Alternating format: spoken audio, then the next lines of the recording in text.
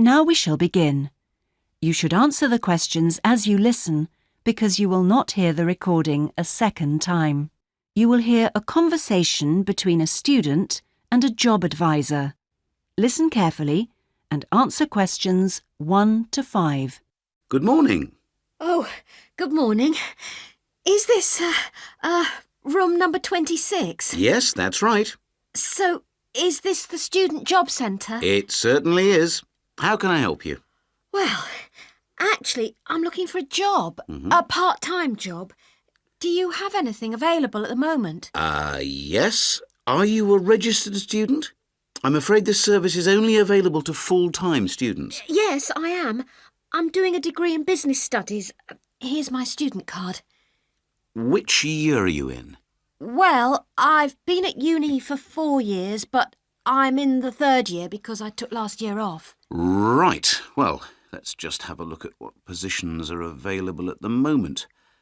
There's a job working at the reception desk at the sports centre for 3 evenings a week. That's Wednesdays, Thursdays and Fridays. Oh, that sounds like fun, but unfortunately I have evening lectures, so that's not possible, I'm afraid.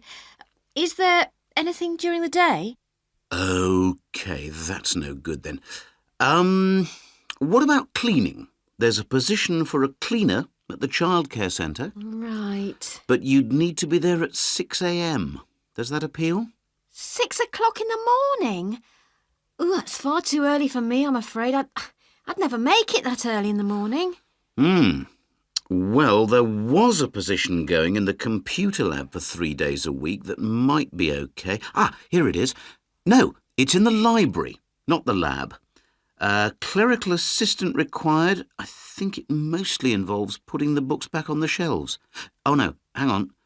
It's for Wednesday and Friday evenings again. No, I can't manage that because of the lectures. OK, I'm getting the idea. Look, I'll just get a few details from you anyway, and then we can check through the list and see what comes up.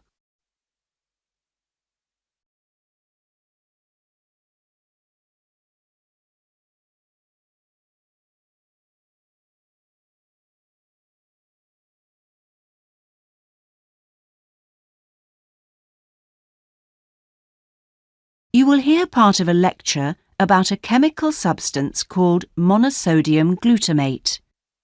Now listen carefully. In today's lecture, I'm going to talk about monosodium glutamate, or MSG as it's more commonly known. Now, MSG, as you probably know, is a flavor enhancer which is used particularly in Chinese and Japanese cooking. Today, I am going to explore why it is so popular in these cuisines, and more importantly, how does it enhance the flavor of food? The main reason why MSG is more commonly used in Japanese meals is tradition. For many thousands of years, the Japanese have incorporated a type of seaweed known as kombu in their cooking, as they discovered it had the ability to make food taste better. But it wasn't until 1908 that the ingredient in kombu, which was responsible for the improvement in flavor, was actually discovered to be glutamate by scientists working there. From 1908 until 1956, glutamate was produced commercially in Japan by a very slow and expensive means of extraction. It was in 1956 that the speed of the process was improved and industrial production increased dramatically and still continues to increase to this day. In fact, hundreds of thousands of tons of MSG are produced all over the world today.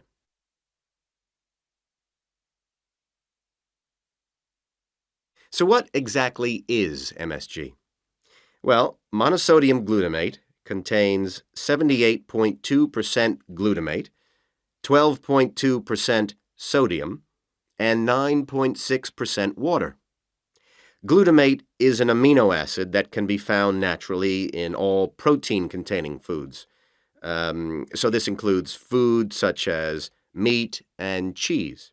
It is widely known that Chinese and Japanese food contains MSG, but many people don't seem to be aware that it is also used in foods in other parts of the world. For example, it is found in commercially made Italian pizzas, in American fast food, and in Britain, MSG is used in things like potato crisps. So, how exactly does MSG work? Well, in the Western world, we commonly talk of 4 tastes, and I'm sure you're all familiar with the concepts of sweet, sour, bitter, and salt.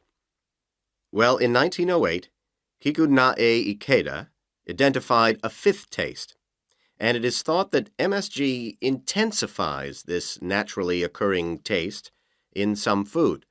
It does make perfect evolutionary sense that we should have the ability to detect or taste glutamate because it is the amino acid which is most common in natural foods.